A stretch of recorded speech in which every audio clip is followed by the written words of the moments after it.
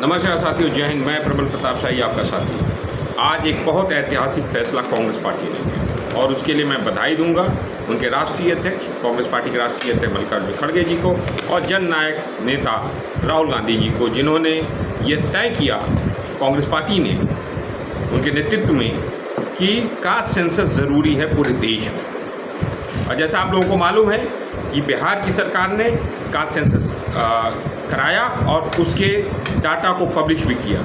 और अब जो है वर्तमान समय में राजस्थान की सरकार ने भी कुछ दिन पहले कास्ट सेंसस कराने की घोषणा की, आधिकारिक घोषणा की। और मैं ये बताना चाहता हूँ कि कास्ट सेंसस ज़रूरी क्यों है।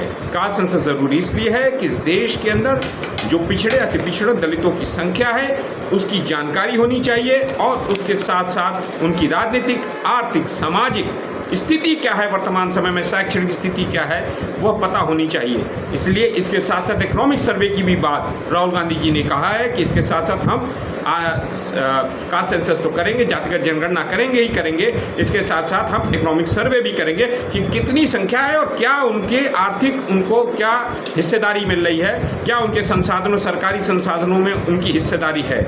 वर्तमान समय में जैसे राहुल गांधी जी ने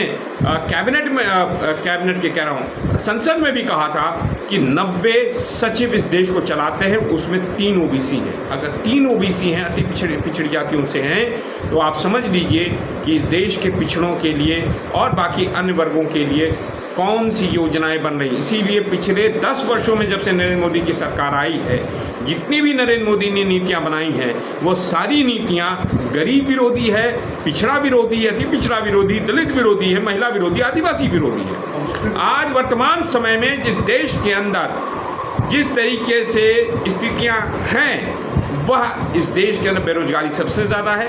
45 सालों में सबसे ज़्यादा बेरोजगारी जो है वो हिंदुस्तान के अंदर है। इस देश में महंगाई चरम पर है, लेकिन इस देश के अंदर नरेंद्र मोदी के मित्र अडानी की नंबर 2 के पोजीशन में पहुंच गए अमीरी पे। आप जो लोग मेरा वीडियो देख रहे होंगे उनकी आर्थिक स्थिति देख लीजिए पिछले 10 सालों में कितनी गिरी है। नरेंद्र मोदी ने पहला हमला हिंदुस्तान की जनता के ऊपर किया, नोटबंदी करके देश के मिडिल क्लास को खत्म करने का प्रयास किया। दूसरा, उन्होंने जीएसटी लगा के, गलत जीएसटी लगा के। तीसरा, उन्होंने जो लॉकडाउन लगाया उससे सारा मिडिल क्लास तबाह हो गया, इस देश का गरीब तबाह हो गया। आज गरीबों के पास कुछ भी है नहीं देने करने के लिए। आज उसके पास मात्र 5 किलो राशन पर ही जीवन निर्वृत्त। क्या 5 किलो राशन से उसके देश के अंदर उसके परिवार का क्या सामाजिक और राजनीतिक और आर्थिक और शैक्षणिक स्तर बढ़ जाएगा? मुझे नहीं लगता।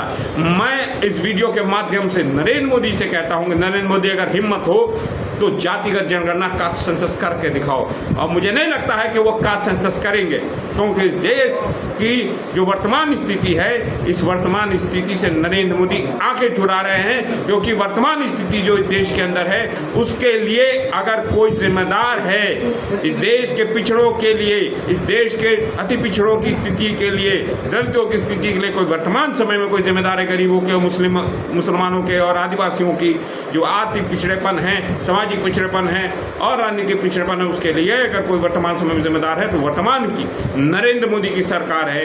उन्होंने जिस तरीके से सारे सरकारी संसाधन अडानी को दिया है, उससे इस देश के अंदर असमानता बहुत व्यापक रूप से बढ़ गई है। इसलिए धन्यवाद साथियों, जय हिंद।